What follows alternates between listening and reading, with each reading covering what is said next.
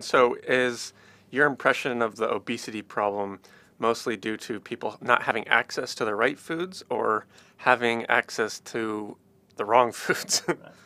Uh, I, I've been studying this for a long time, and I am convinced that our predecessors in nutrition had it right. It's all calories. There's no magic food that is going to produce a magic weight loss. There's no magic food, or there's no processed food that has caused the weight loss. In the end, it's only calories. And the reason we're getting fat is because we're eating too much. We're eating more than we're expending.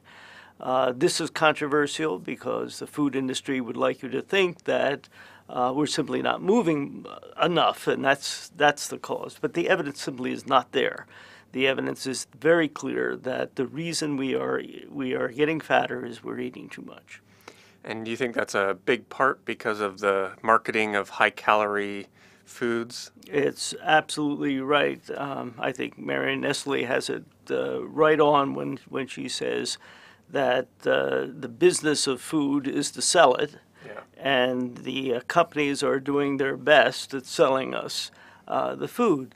The issue, though, the more scientifically difficult issue to assess is how much more are we eating. It turns out to be a very small amount. It ranges somewhere between 20 and maybe 100, at most 150 calories per day per year.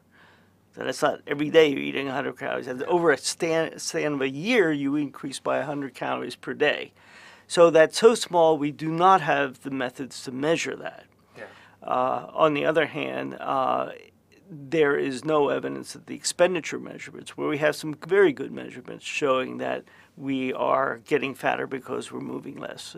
It feels like it, and we certainly have a lot of devices out there, but that's not the cause. The cause is we are consuming more calories than we expend, and that is caused by food companies figuring out more and more clever ways of selling us that food and making us just to eat that little extra bit every day that is leading to the obesity problem. Yeah, so one of the things that is interesting about appetite that we've learned is that it's not this kind of cognitively controlled interaction we have with the world. There's kind of very basic psychological mechanisms that are not kind of in our awareness controlling it.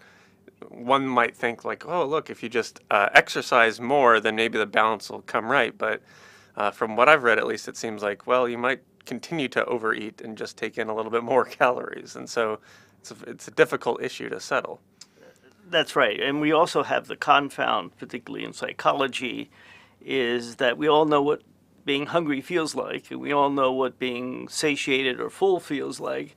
And there's a major belief in the field that these are what driving us to eat. Mm-hmm. And it turns out when you measure these things and you measure how much you eat, these are very poor predictors. They're highly correlated with our eating behavior, but they don't cause it.